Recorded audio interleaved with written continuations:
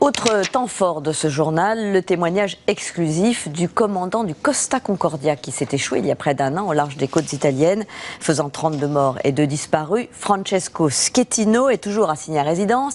Il est soupçonné d'homicide involontaire. Son rôle a été beaucoup commenté au moment du drame, qui a fortement touché l'opinion, y compris l'opinion française, puisque plusieurs de nos ressortissants figuraient parmi les victimes. Pour la première fois à la télévision française, le commandant livre sa version des faits à nos envoyés spéciaux Axel Monnier, Bernard Bédarida et Anaïs Barthes qui l'ont rencontré dans son village, près de Naples. Malheureusement, cet accident maritime avait de multiples facettes, très compliquées à raconter. Et le raconter de manière superficielle n'a fait de bien à personne. L'homme est déterminé à donner sa vérité. Rendez-vous avec Francesco Schettino dans la baie de Naples, là où il vit, là surtout où il est assigné à résidence depuis la catastrophe du Concordia. Le commandant est soupçonné d'homicide involontaire, de naufrage, d'abandon de navire et de dissimulation d'informations. Voici sa version des faits, très détaillée, très technique. 13 janvier 2012, 21h40. Le Concordia s'apprête à passer près du Giglio. Une manœuvre habituelle, encouragée par Costa, selon le commandant, pour faire plaisir à l'équipage, aux passagers, aux habitants de l'île. À cet instant, Francesco Schettino se serait rendu compte que quelque chose n'allait pas. Les instructions pour l'itinéraire, elles avaient été planifiées à l'avance et je les avais moi-même validées en salle de commandement. Par exemple, maintenir une distance minimale de 0,5 milles avec l'île de Giglio. Et en réalité, ces instructions, elles n'ont pas été respectées. Dès que j'ai vu ce qui se passait, cela peut paraître paradoxal, mais c'est comme ça, j'ai cherché à éviter l'île. Et j'y suis parvenu pour éviter un choc frontal. Mais quand j'ai donné l'ordre de mettre la barre à gauche, la boîte noire montre que le timonier a agi avec retard. Il a commencé par mettre la barre à gauche, puis de manière arbitraire, il l'a mise à droite. Une thèse étayée par ce document, issu de la boîte noire. Mais le timonier ne suit pas les instructions du commandant. Il barre à droite, avant effectivement de barrer à gauche. Mais trop tard, le navire est touché. L'alarme se déclenche.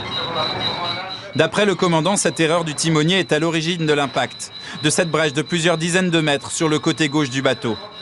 Plutôt que d'abandonner le navire en pleine mer, Francesco Schettino décide d'aller s'échouer sur la côte contre des rochers.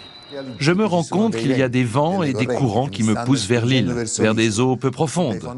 Ça n'aurait donc aucun sens pour mille et une raisons d'abandonner le navire au large. Notamment parce que si quelqu'un se jette à l'eau et qu'il se trouve à 20 ou 50 mètres de la rive, il a des chances de la rejoindre. Le Concordia se pose littéralement sur les rochers. Les évacuations peuvent commencer, mais le bateau s'incline. 5, 12, 20 degrés. Puis tout à coup, la mer brise les hublots sous l'eau et pénètre dans les cabines. Le navire se couche. Photo à l'appui, Francesco Schettino nous explique longuement qu'il n'a pas pu rester sur ce paquebot qui penchait. Il réfute l'idée d'avoir abandonné son poste. Le navire était tellement penché qu'il était impossible de rester debout. D'ailleurs, mon second, qui était juste à côté de moi, a dû se jeter à la mer. Après avoir passé 2 heures environ à gérer en continu l'urgence, à indiquer ce qu'il fallait faire, j'ai dû malheureusement quitter le navire parce qu'il me tombait dessus. Je ne suis pas parti avec une chaloupe mise à l'eau pour moi, mais l'opinion du monde entier reste convaincue que le commandant a fait mettre une chaloupe à sa disposition et puis s'est barré. Le commandant quitte effectivement son navire, mais il affirme être resté sur les rochers, à quelques mètres, pour coordonner l'évacuation et les secours. Là, c'est moi. Je reste sur le rocher parce que je ne peux pas abandonner la zone.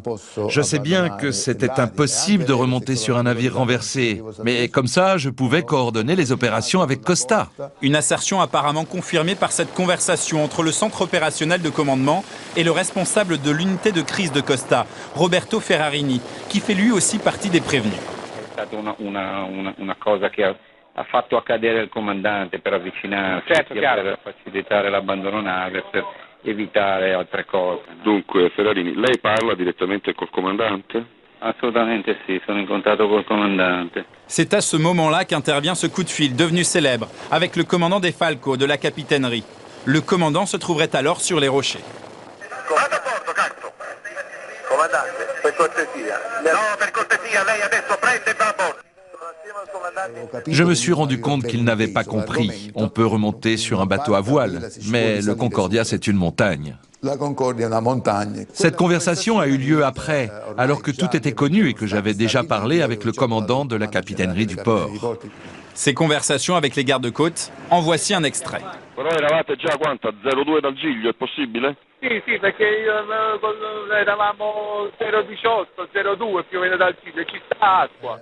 Sûr de son fait, Francesco Schettino nous assure que ces dires sont confirmés par de nombreux documents, de nombreux enregistrements, à commencer par la boîte noire. L'ordinateur de bord, qui était hors de l'eau, a révélé la vérité.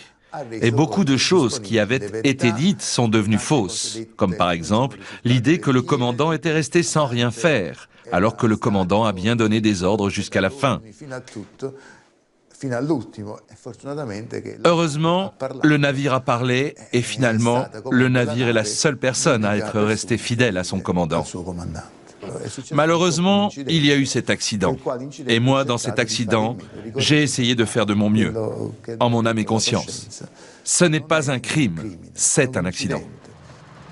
L'homme a livré sa vérité, celle qu'il a déjà donnée à la justice italienne. Mais beaucoup de zones d'ombre subsistent.